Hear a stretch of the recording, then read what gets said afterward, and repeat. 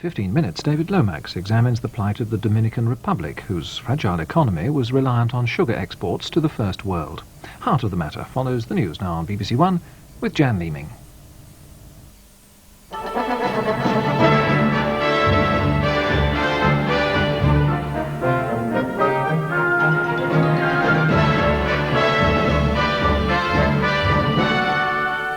The security agreement that could make Europe a safer place to live. David Steele faces challenges over the Liberals' nuclear defence policy. A campaign is launched to get 400,000 Jews out of the Soviet Union.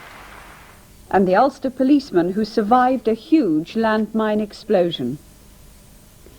The Warsaw Pact nations and the West are ready to sign their first arms control agreement for 7 years.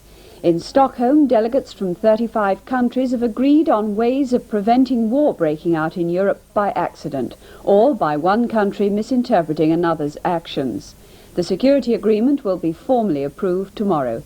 It covers only non-nuclear forces.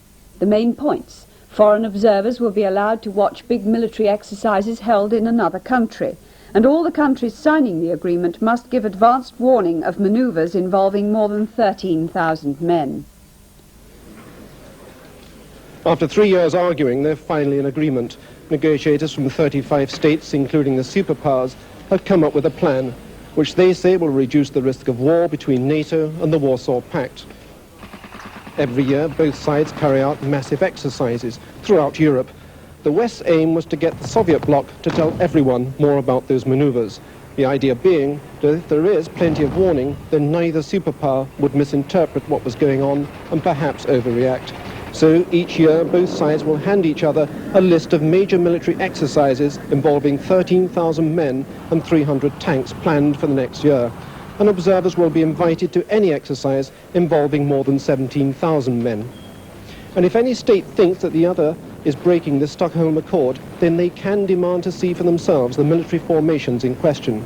The Russians say they've got a good deal. It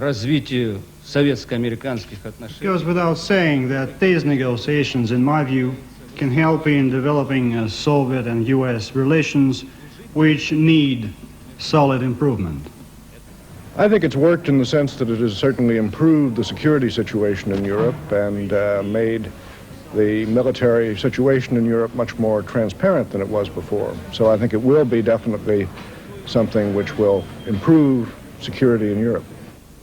Perhaps it is an incomplete agreement, but it is, after all, the first major East-West security accord since 1979. And tonight in Stockholm, most people here think that as a result, Europe will be a safer place in which to live. The American Secretary of State, George Shultz, and his Soviet counterpart, Eduard Shevardnadze, say they've made progress during their talks in Washington towards organizing a new superpower summit. But the main stumbling block is still the row over 2 men held on spying charges. American journalist Nicholas Danilov, detained in Moscow, and Soviet scientist Gennady Sakharov, held in New York. The meetings in the end were a mix of good news and bad news, and Mr. Shevardnadze